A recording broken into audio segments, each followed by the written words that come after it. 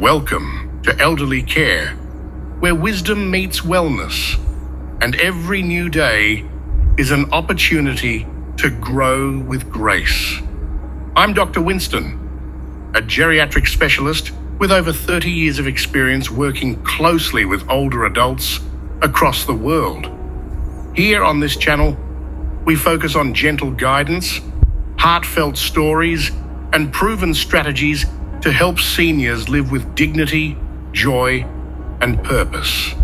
Today, I'm honored to be joined in spirit and wisdom by someone whose insights have touched millions, Dr. Edith Eger, a renowned psychologist, best-selling author, and Holocaust survivor based in the United States.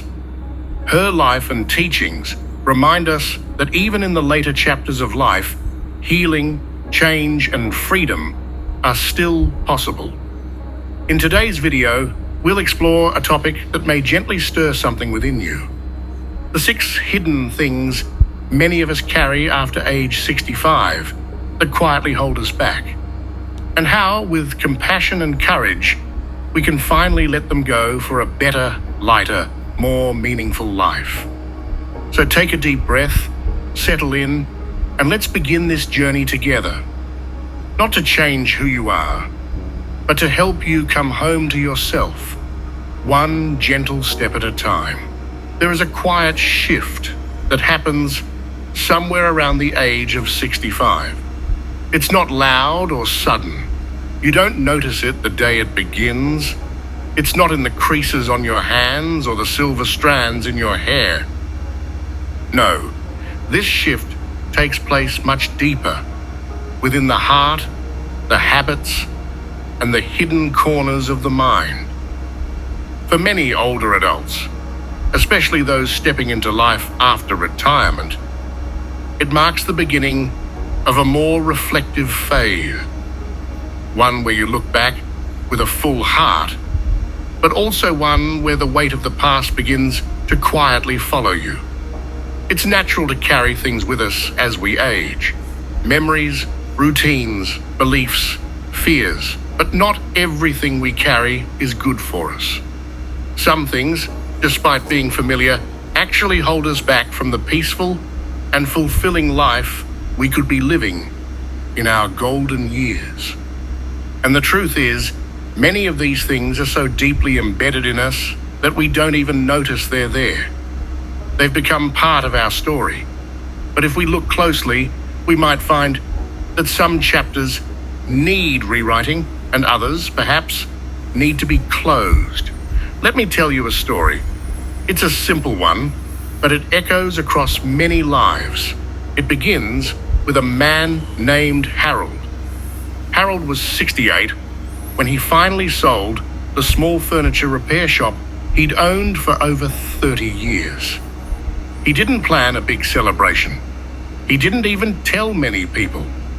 He just locked the doors one final time, placed the key in an envelope, and slipped it through the mail slot for the new owner to collect. That night, he sat on the porch of the house he'd lived in since his children were young and watched the sun slip behind the hills. Retirement was supposed to be restful. That's what they all said. But Harold didn't feel at ease. He felt unsettled, like something was unfinished.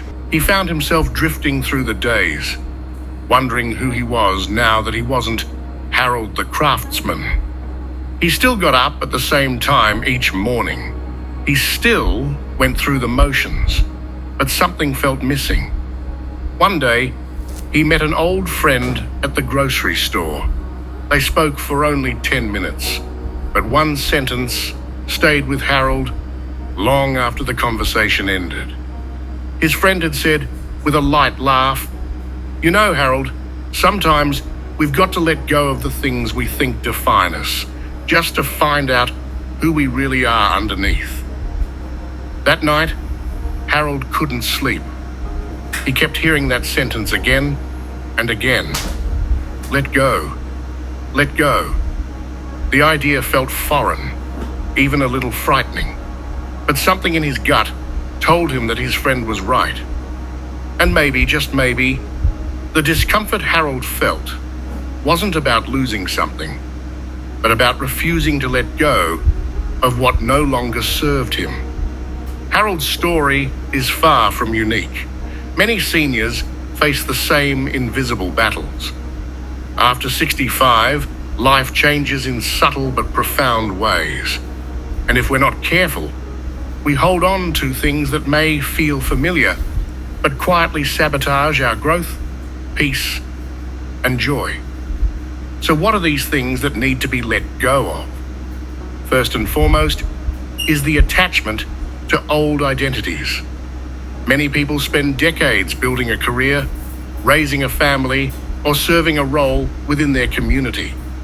But what happens when those roles shift or disappear entirely? It's easy to feel lost or even invisible. But clinging to an outdated identity can blind you to the new possibilities that are still waiting to unfold. You are not just what you did. You are who you are becoming. In a study published in the Journal of Aging Studies, researchers found that older adults who redefined their sense of self after retirement reported higher levels of life satisfaction. It wasn't about denying the past. It was about not letting the past control the present. When you let go of who you were, you make space to rediscover who you are now in this moment. And in this rediscovery, there is power. The second thing to let go of is unresolved regret. Regret is a heavy thing. It doesn't scream, it whispers. It tugs at your thoughts in the quiet moments, reminding you of what could have been. Maybe it was a relationship that broke apart, or a dream that never came to life. Maybe it was something you said or didn't say. But after 65, regret serves no purpose other than to keep you anchored to a place you no longer live. Dr. Edith Eger, a psychologist and Holocaust survivor, often speaks about the importance of choice. You cannot change what happened, she says, but you can choose how you live now. That's a truth many seniors need to embrace. You're not too old to let go of regret. You're just wise enough to know it doesn't belong in your hands anymore.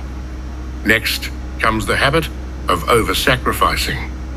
Many older adults, especially parents, carry the belief that their needs must always come second to those of their children or grandchildren. But while love is generous, it should not be self-erasing. After 65, your time becomes your most precious currency. If you're always giving it away without replenishing your own well, you begin to dry out emotionally. Consider the story of Maria, a 72-year-old grandmother who spent every waking hour caring for others. She cooked meals for her adult children, babysat her grandkids 6 days a week, and rarely said no. But her body began to protest. She felt exhausted and sometimes resentful, though she would never admit it aloud. When her doctor gently asked her, "When was the last time you did something just for you, Kay?" She couldn't answer.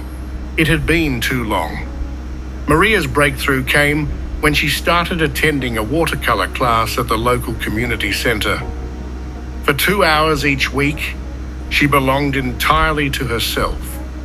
She laughed, she painted, she remembered who she was outside of her family roles, and slowly the light returned to her eyes. The world didn't collapse when she took time for herself. In fact, her relationships deepened because she had more energy to give from a place of fullness. The fourth hidden weight is the fear of change. Aging itself is a cascade of changes, some gentle, others abrupt. But clinging to the past can create resistance to the very growth that aging invites. Whether it's refusing to learn new technology, avoiding new social circles, or hesitating to move to a more suitable living environment, fear can keep you stuck. One recent study from the University of Michigan found that seniors who embraced new hobbies and social connections after age 65 experienced fewer symptoms of depression and cognitive decline. Change, as it turns out, is not the enemy. Stagnation is. The fifth barrier is comparison. It sneaks in through subtle doors, watching neighbors travel more often, seeing friends whose health seems better, or hearing about someone else's grandchild getting into a prestigious college. The danger here lies not in admiration, but in measuring your worth against others. After 65, your journey is uniquely yours. You are not ahead or behind. You are exactly where you need to be. Letting go of comparison is one of the kindest gifts you can give yourself. It allows you to see your life with gentler eyes and a more grateful heart.